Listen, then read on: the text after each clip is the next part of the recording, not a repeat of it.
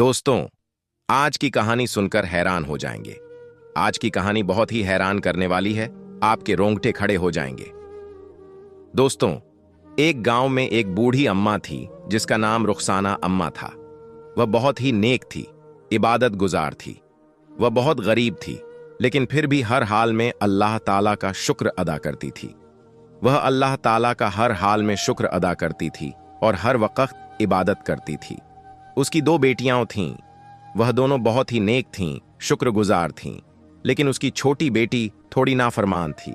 लेकिन फिर भी वह माँ की इज्जत करती थी, माँ का ख्याल रखती थी, घर के कामकाज करती थी। रुखसाना अम्मा की कुछ बकरियां थीं।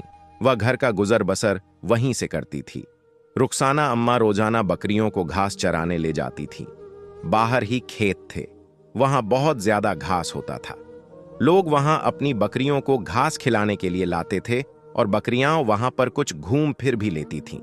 इसी तरह रुखसाना अम्मा दरख्त की छांव में बैठ जाती थी और फिर दोपहर को अपनी बकरियों को लेकर घर आ जाया करती थी। रुखसाना अम्मा अब बूढ़ी हो चुकी थी, इसलिए अब वह यह काम नहीं कर सकती थी। इसलिए उसने अपनी छोटी बेटी को यह काम दिया और कहा, बेटी, ध्यान से, आपने यह काम करना है और घर वापस जल्दी आ जाना है। उसकी बेटी रोजाना खेतों में बकरियों को लेकर जाती और वहां पर काफी देर बैठी रहती थी दरख्त की छांव में। और जब बकरियां घास खा लेतीं और थोड़ा घूम फिर लेतीं तो वह उनको लेकर आ जाया करती थी। इसी तरह अब वह रोजाना जाती थी और काफी देर तक वहां रहती। शाम को लेट घर आया करती थी। रुखसाना अम्मा ने अपनी छोटी बेटी को समझाया, बेटी देखो, शाम तक घर से बाहर ना रहा करो ज्यादा देर। लेकिन फिर भी उसने इस बात को नजरअंदाज किया। गांव में खेतों वाली साइड पर थोड़ा दूर एक कुआं था और वहां पर लोग नहीं जाया करते थे। वह बहुत पुराना कुआं था और लोग उस तरफ नहीं जाते थे क्योंकि सबको पता था कि यहां पर नहीं जाना है।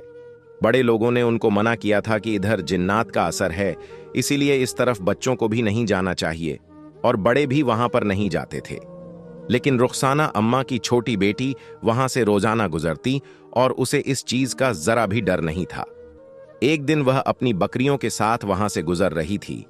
अचानक उसे ऐसा महसूस हुआ जैसे उसके पीछे कोई है। लेकिन जब उसने पीछे मुड़कर देखा तो कोई भी नहीं था।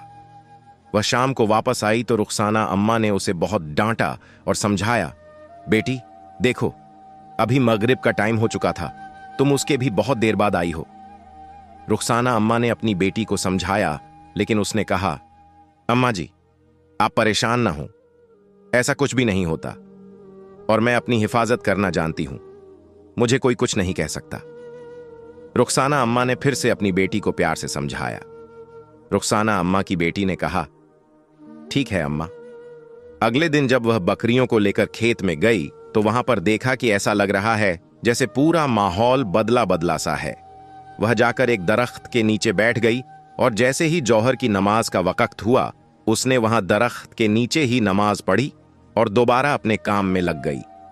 लेकिन जब उसने नमाज पढ़ी तो उसे ऐसा लगा कि जैसे यहां से कोई आदमी गुजर कर गया है, लेकिन उसने इस बात को अपना वहम समझा। उसके बाद वह कुएं के पास आई और वहां खड़ी हुई थी। अचानक एक नौजवान शख्स उसके सामने आया। वह बहुत खूबसूरत था। उसने उससे कहा, क्या थोड़ा सा पानी मिल सकता है?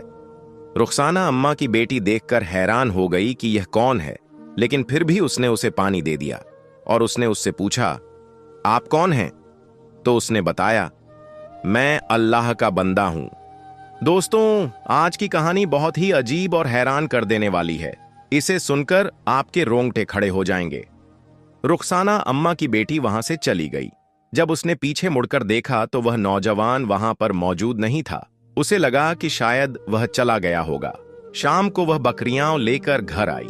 अगले दिन सुबह जब वह दोबारा बकरियों को लेकर खेत में गई तो देखा कि वही नौजवान शख्स फिर से वहां पर आ गया और उसने उससे कहा, घबराओ नहीं, मैं अल्लाह का ही बंदा हूं, मैं तुम्हें कुछ नहीं कहूंगा।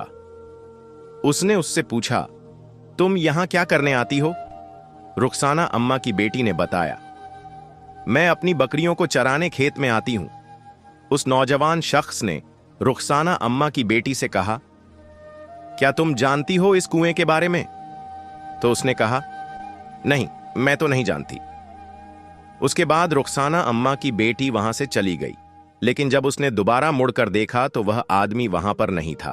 अब उसके दिल में थोड़ा सा डर था। वह जल्दी से बकरियों को लेकर घर गई। रुखसाना अम्मा ने पूछा, बेटी आज तो बहुत जल्दी आ गई हो। लेकिन वह थोड़ी सी घबराई हुई थी। रुखसाना अम्मा ने कहा, बताओ बेटी, क्या बात है? तुम इतनी परेशान लग रही हो। किसी ने तुमसे कुछ कहा है क्या? रुखसाना अम्मा की बेटी ने कुछ नहीं बताया। उसने कहा, कुछ नहीं, बस ऐसे ही मैं जल्दी आ गई हूं। आप ही तो कहती हैं कि जल्दी आया करो। अगले दिन रुखसाना अम्मा की बेटी मामूल के मुताबिक अपनी बकरियों को लेकर खेतों में चली गई। वह दरख्त के नीचे बैठी हुई थी। जोहर की नमाज का वक्त हुआ तो उसने वहां पर ही नमाज पढ़ी और दुआ मांग रही थी। जब दुआ मांगकर उठने लगी तो उसने देखा कि वही शख्स उसके सामने आकर बैठ गया है और उसने कहा, तुम डरो नहीं, मैं तुम्हें कुछ नहीं कहूंगा। तुम मुझे अच्छी लगती हो, इसीलिए मैं यहां पर आता हूं। रुखसाना अम्मा की बेटी ने उसे गौर से देखा। उसके बाद उसने कहा, मुझे घर जाना है क्योंकि मेरी अम्मा मुझे कहती हैं कि जल्दी आया करो। वह नौजवान शख्स कहता है, यह तो अच्छी बात है, तुम अपनी अम्मी का कहना मानती हो। वह घर चली गई। जब उसने पीछे मुड़कर देखा तो वह नौजवान उसे देख रहा था। अब वह डर गई थी कि पता नहीं यह कौन है। वह घर आई और उसने घर में किसी को कुछ नहीं बताया। रुखसाना अम्मा ने अपनी बेटी से कहा, बेटी, आज घर में कुछ रिश्ते के लिए लोग आए थे और तुम्हारी बड़ी बहन के साथ तुम्हारा भी रिश्ता मांग रहे हैं और मैं सोच रही हूं कि मैं वहां पर तुम दोनों बहनों का रिश्ता कर दूं। वह हैरान होती है और कहती है, अम्मा, अभी मैंने शादी नहीं करनी। रुखसाना अम्मा उसे समझाती है कि बेटी देखो, एक ना एक दिन तो तुम्हारी शादी करनी है और अब अगर एक अच्छा रिश्ता मिल रहा है तो तुम्हारा रिश्ता उधर कर देते हैं। लेकिन उसने मना कर दिया। रुखसाना अम्मा ने अपनी एक बेटी की ही शादी कर दी, बड़ी बेटी की। अब रुखसाना अम्मा और उसकी छोटी बेटी इकट्ठे रहते थे और रुखसाना अम्मा बूढ़ी हो चुकी थी। उसकी छोटी बेटी घर का काम करके बकरियों को लेकर खेतों में जाया करती थी। इसी तरह वक्त गुजरता गया। एक दिन जब रुखसाना अम्मा की छोटी बेटी बकरियों को लेकर खेतों में आई तो उसने दिल में सोचा कि आज अगर वह शख्स आया तो मैं उससे पूछूंगी कि वह कौन है। उसके बारे में आज मैं जरूर पूछूंगी। अभी वह सोच ही रही होती है कि वह शख्स आ जाता है और वह कहता है, आज तुम्हारे घर में कुछ रिश्ते के लिए लोग आएंगे और तुमने हां कर देनी है। वह बहुत हैरान होती है और उससे पूछती है, तुम कौन हो, मुझे बताओ। लेकिन वह उसे नहीं बताता और मुस्कुराकर चला जाता है। जब वह बकरियों को लेकर घर जाती है तो वह देखती है कि कुछ लोग रिश्ते के लिए आए हुए हैं और वह बहुत हैरान होती है। और जब वह उन लोगों को देखती है तो वह लड़का वही होता है जो कि खेतों में उसे रोजाना देखता था और बात भी करता था। वह बहुत हैरान होती है।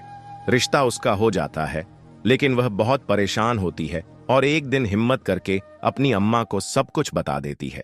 उसकी अम्मा परेशान हो जाती हैं। रुखसाना अम्मा सोचती हैं कि तो मैं इसके बारे में कैसे पता लगाऊं। वह एक मौलवी के पास जाती है और वहां जाकर उसे बताती है कि हाँ पा, मेरी बेटी के साथ यह मामला हुआ है। मेरी बेटी खुद से बातें करती है और अजीबो गरीब हरकतें भी करती है। ऐसे लगता है जैसे कोई उसके सामने बैठा हुआ हो और वह उससे बातें कर रही हो, लेकिन जब भी मैं उसे देखती हूं वह अकेली बातें कर रही होती है।